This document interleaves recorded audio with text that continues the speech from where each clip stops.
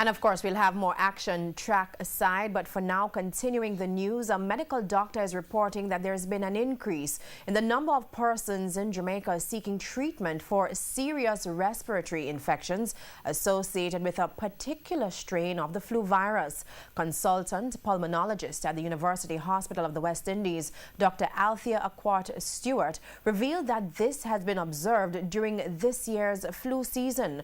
Her disclosure follows yesterday's confirmation by the Health Ministry that 3 Jamaicans have died as a result of the H1N1 influenza virus. The cases were recorded in St. Ann, Kingston and St. Catherine. The ministry also reported that there have been 110 suspected cases of influenza in Jamaica since the start of the year. Now, speaking about the issue yesterday, Dr. Akwart Stewart stated that the flu season has brought challenges. In addition, there is a particular demographic which is now vulnerable.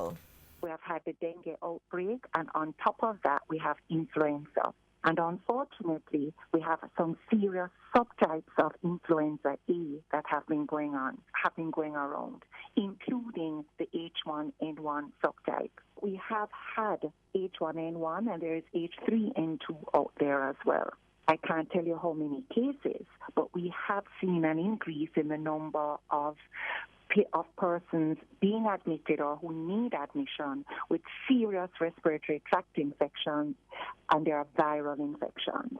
Usually we think of it as old people or people who have had a lot of chronic illnesses, but Ms. Sanderson is an example that young people are also being cut down in this year's flu epidemic.